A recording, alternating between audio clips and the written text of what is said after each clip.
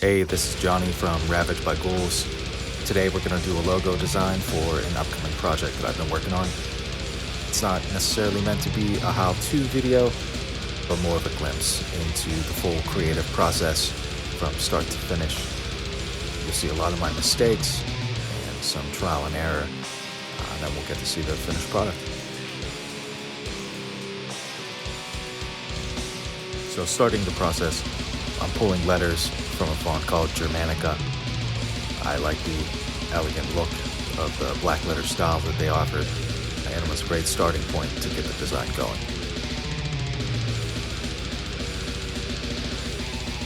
I'll be using the ellipse tool a lot here to get the curvature of the letters accurate and clean with all the changes that I'm making to them.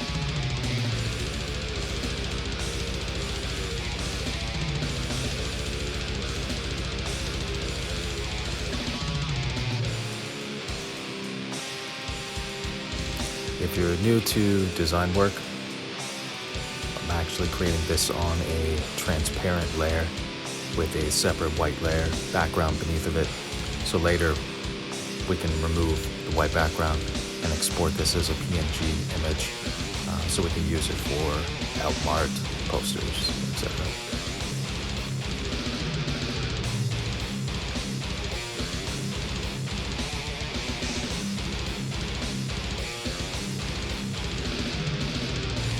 I usually spend a lot of time creating the first letter. I feel it's the most important part because with my process, I'll be using that first letter as a reference point to build the other letters that are primary in the logo design.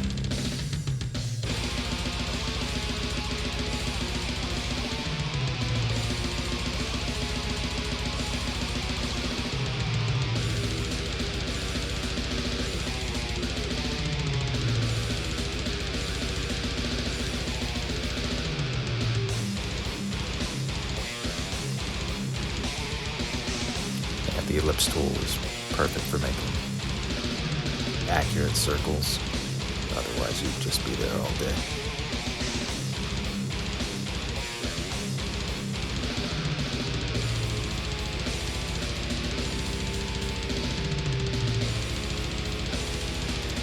Alright, so what we're doing is we're going to take the design of the D. We're going to duplicate it and layer it underneath of the O as a reference, so we can make the letters as similar in appearance as possible. And then we'll add the same detail work and customization to the O that we did to the D as well.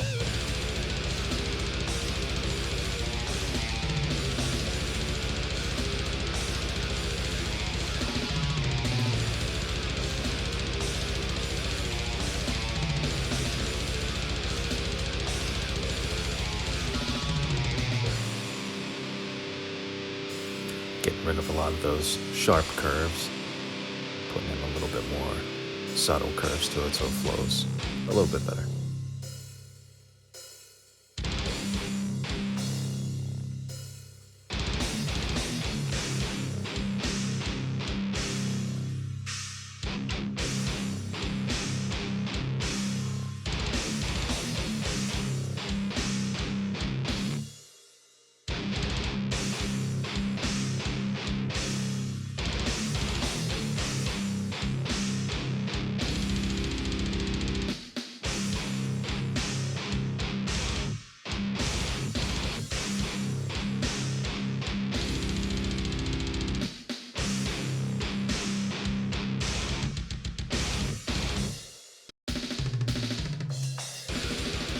A lot of these little subtle changes add up. They end up making the letters look pretty unique in the end if you take the time and have the patience to go through it. Sometimes when I end up adding something to one letter, like the O, you have these little arches at the top for detail work. We'll add those to other letters as well.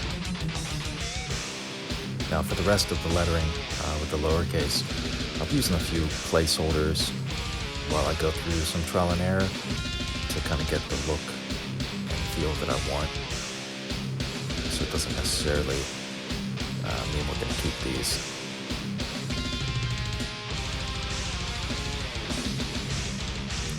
Now here, I'm a big fan of symmetrical logos.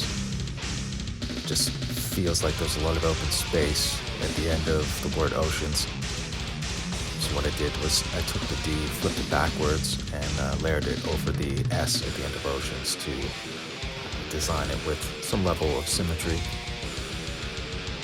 The dotted blue lines are guidelines to help keep everything level and in the same place. So the top and the bottom of the D and the S will align.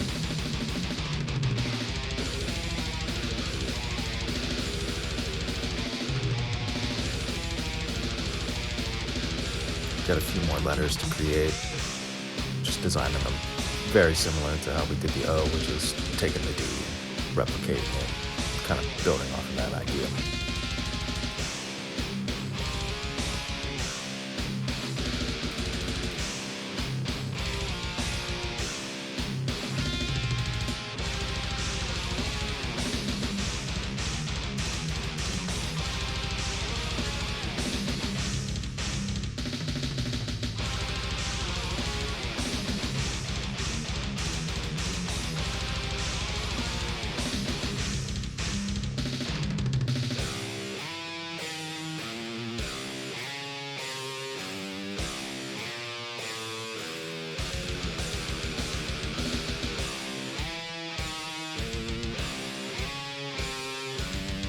Again, we built a few things on the A that we ended up moving to the M as well. Get that symmetry on the ends.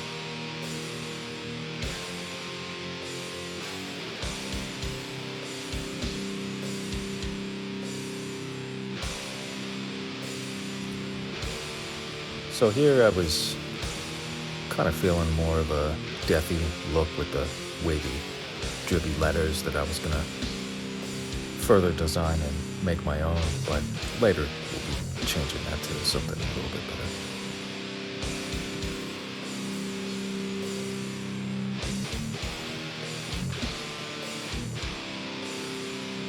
I know everybody's process is a little bit different.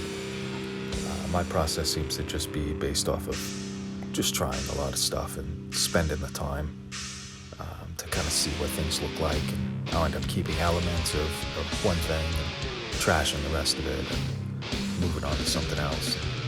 Some logos will take a couple hours to come together, some take a few days.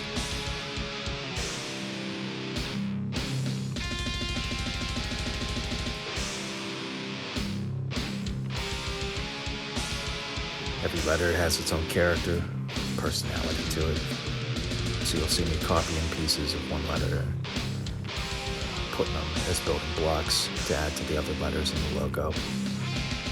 This helps to kind of keep everything symmetrical, but it also gives the logo more authentic and personal feel to it.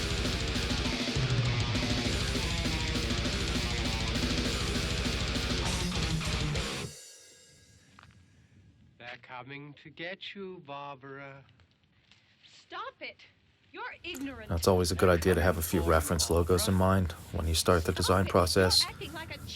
Or a lot of people sketch a rough draft and work off of that in the background. That way you don't spend too much time working on placement and shape and stuff like that. For this logo, I just went in blind to see what would happen.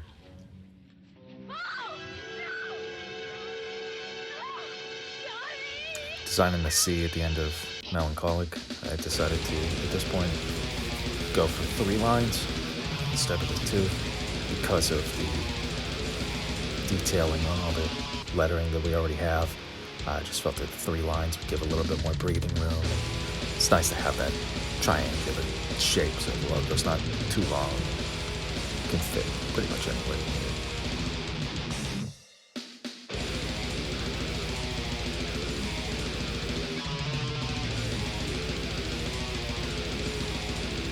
Doing a couple upgrades to the D so it matches the S.